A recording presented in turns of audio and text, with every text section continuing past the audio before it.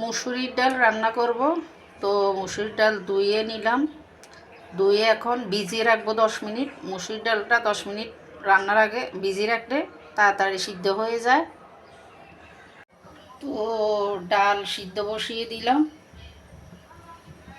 তো ডাল সিদ্ধ করে ভেঙে নিলাম, মানে ঘুটে নিলাম, ঘুটুনি দিয়ে এই যে ঘুটে নিলাম।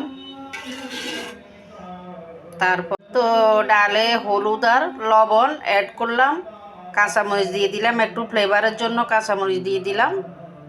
তো ডালে ফোড়ন দেওয়ার জন্য পেঁয়াজ ভেজে নিলাম। পেঁয়াজ থাকলে পেঁয়াজ দিবেন, আর যদি পেঁয়াজ না থাকে জিরাও দেওয়া যায়, পাঁচফোড়নও দেওয়া যায় ডালের তেলে ফোড়ন। তো আজকে পেঁয়াজ তেলে দিব, ভেজে নিলাম। তো ভাজা পেঁয়াজ ফোড়ন দিয়ে দিচ্ছি, নেড়ে চেড়ে উতরিয়ে নিব, নেড়ে চেড়ে উতরিয়ে নিব। অনেকে শুকনো মরিচ, লাল মরিচও ভেজে দেয় ডালে সেন্টের জন্য, ফ্লেভার হওয়ার জন্য।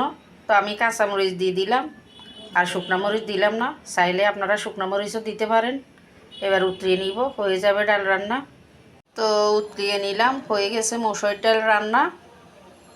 অনেক ব্যাচেলার ছেলেরা ডাল রান্না করতে জানে না, তাদের জন্য আমার এই ভিডিও, যদি তাদের কোনো উপকারে আসে এই জন্যই। তো লবণ দেখে নিলাম ঠিক আছে।